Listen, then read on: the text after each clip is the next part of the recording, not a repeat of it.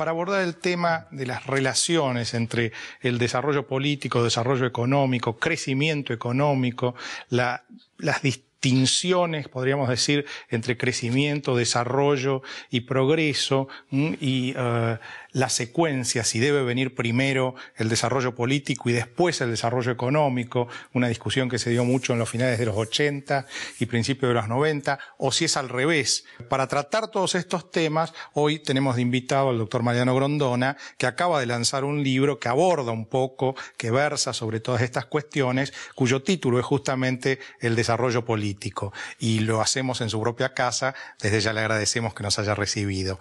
Vamos al corte y enseguida Juan José inicia el diálogo con el doctor Grondona.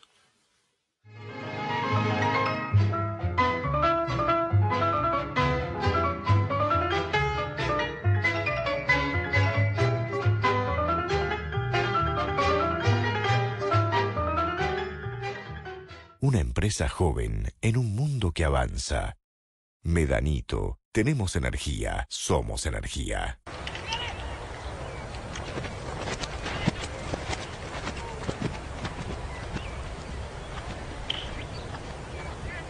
Créditos hipotecarios del Banco Ciudad. 20 años cuota fija y los últimos 3 años de regalo. Informate 0822 20400, www.bancociudad.com.ar o en cualquiera de nuestras sucursales. Banco Ciudad. Te quiere ver crecer.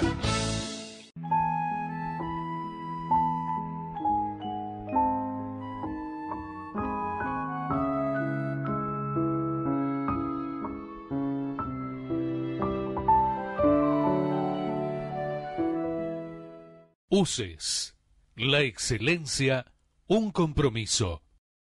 www.uces.edu.ar.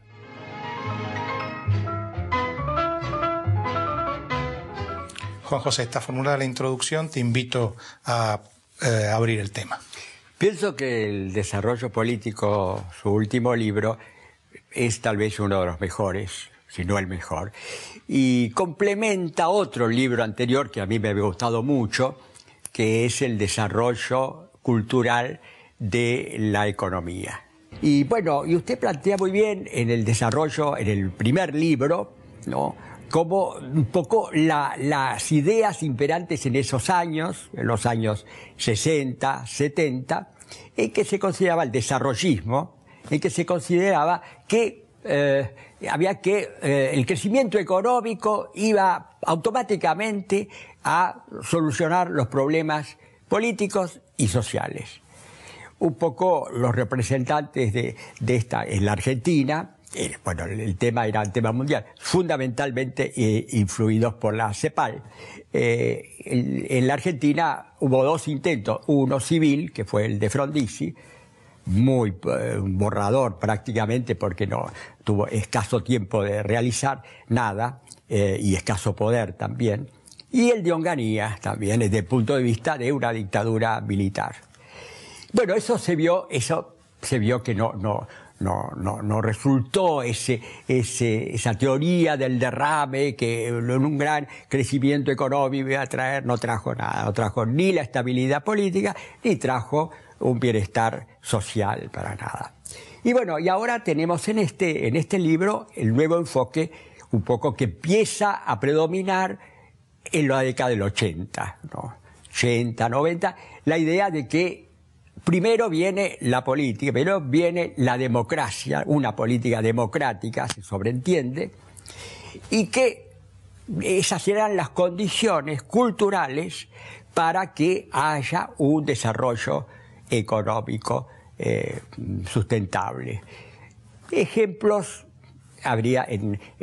serían los ejemplos de Chile, de Brasil fundamentalmente, de Chile, de Uruguay, que les va dentro de sus límites, les va bien económicamente. Yo ahí, Juan José, me referiría primero a la famosa teoría de Ortega y Gasset de la razón narrativa, ¿no? Uno entiende los problemas cuando los cuenta, ¿no? Sí. Y en nuestra generación fue así, es decir, en los años 60 éramos todos desarrollistas, mi generación por lo menos, con más o mayor énfasis. Y en esa época, en los 60, había ejemplos históricos muy recientes sobre todo en Asia, ¿no? Corea del Sur, Taiwán, sí. Habían empezado por dictaduras ilustradas, ¿no? Es decir, dictaduras, Park en Corea, Chiang Kai-shek, que habían puesto primero el desarrollo económico, lo habían lanzado y después se democratizaron. Este parecía el modelo casi obvio en los 60, Frondizi, Frigerio, Kubitschek en Brasil. Kubitschek en Brasil. Reflejaban esta perspectiva, ¿no? Ahora, con los años pasaron dos cosas. Primero, el soporte teórico tenía ciertas debilidades porque yo me acuerdo una cosa que escribió una vez Jorge Domínguez, el cubano, ¿no? Sí. El cubano norteamericano, que dijo que los latinoamericanos estamos tan obsesionados por el desarrollo económico que llegamos a pensar que había que hacer cualquier cosa con tal de lanzar el tren del desarrollo económico y lo demás vendría por añadidura. Esta es la convicción de mi generación cuando éramos jóvenes. Y después resultó que no pasó así en América Latina, ¿no?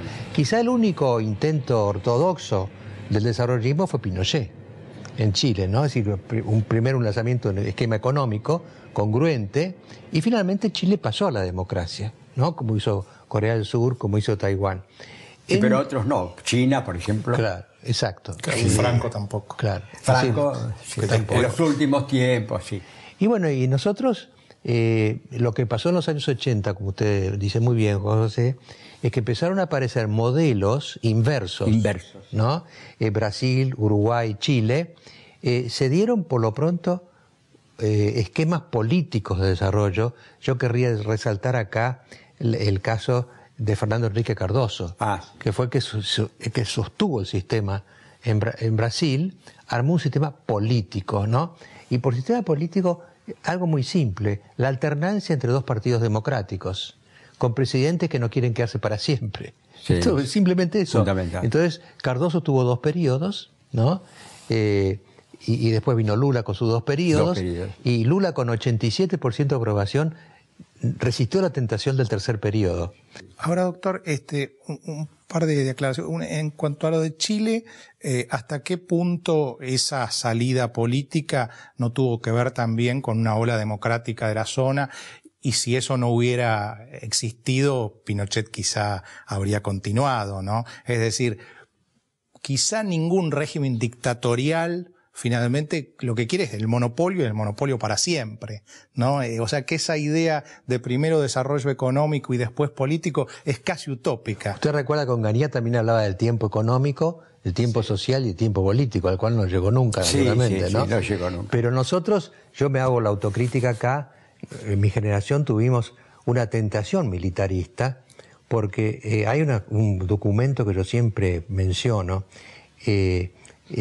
por esos años, el vicepresidente de Nixon, Nelson Rockefeller, hizo una gira por América Latina, ¿no? Y produjo un informe. Y en ese informe decía, directamente lo tengo acá, que la clase militar puede ser más eficiente para los primeros pasos del desarrollo económico, ¿no?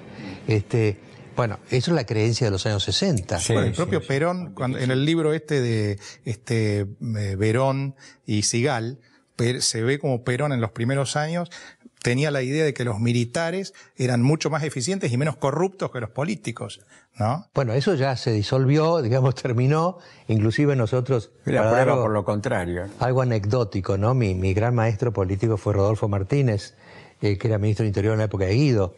Era el viceministro. Y yo era el viceministro de la única vez que estuve en el gobierno. Yo me acuerdo con Rodolfo Martínez, esta es una anécdota que casi da vergüenza contarla. Lo íbamos a ver a Onganía, porque Onganía era el hombre fuerte en ese momento, ¿no? Era el que había ganado la guerra de azules colorados y demás.